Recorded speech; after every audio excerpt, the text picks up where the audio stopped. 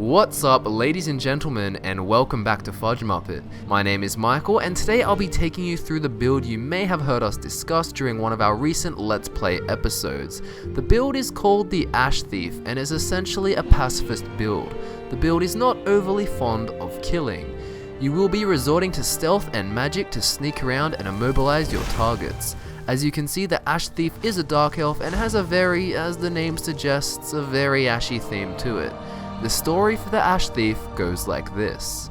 Born in Morrowind and from Balmora 240 years ago, the Ash Thief grew up in a poor family and had to resort to stealing to stay alive and make the family money.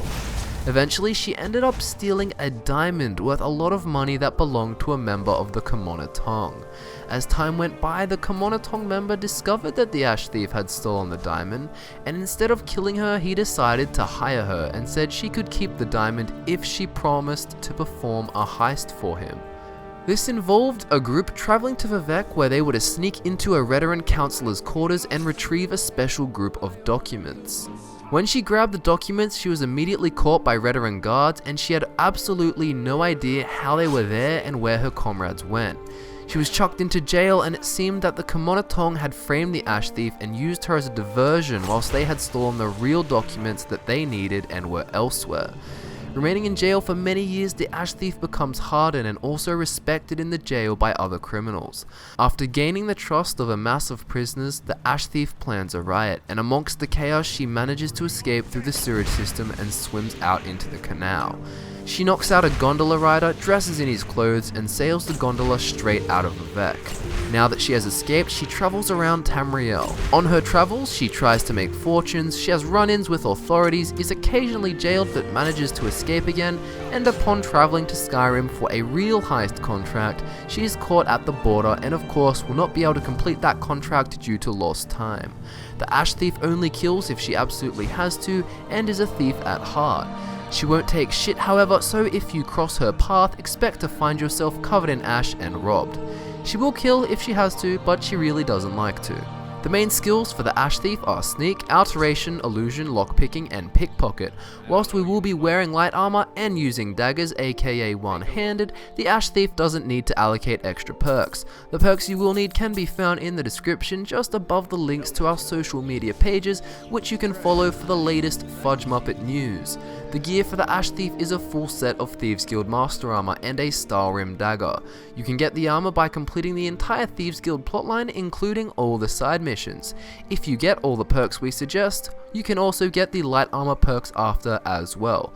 The armor comes with some handy enchantments too. The headpiece makes prices 20% better, the gloves make lockpicking 35% easier, the boots make pickpocket success 35% better, and the main armor piece increases carry capacity by 50 points. In terms of a playstyle, the Ash Thief will be sneaking around all enemies if possible, and will use invisibility spells to aid this. The Ash Thief is also a master of illusion and can use Pacify to calm enemies down if she's discovered. Finally, as you can see, you will be using the power of Ash to your advantage. Ash runes and Ash shells can immobilize enemies you cannot sneak around. Most of the time you're gonna have invisibility in one hand and Ash shell in the other. You should be able to clear out an entire dungeon of valuable items without killing a single inhabitant inside. For the stone, the Ash Thief will use the Shadow Stone early on to become invisible. However, once you have learnt the invisibility spell and also gained the Shadow Cloak of Nocturnal Power, you can switch to using the Lord Stone. The Lord Stone will give you 50 additional points to your armor rating and a 25% increase to your magic resistance. In terms of a stat spread, you're going to want 10% stamina, 10% health, and 80% magicka. And that wraps up this week's Skyrim build, the Ash Thief. A huge thanks for watching, and if you love builds and a good laugh, be sure to check out our most recent Fallout New Vegas builds. If you're in a nostalgic mood, you can check out our Oblivion Let's Play, and if you just want more Skyrim, well guess what, we have a Skyrim Let's Play too. Social media links are in the description, and send in your most munted selfies to our Facebook inbox for the chance to be put on our Instagram.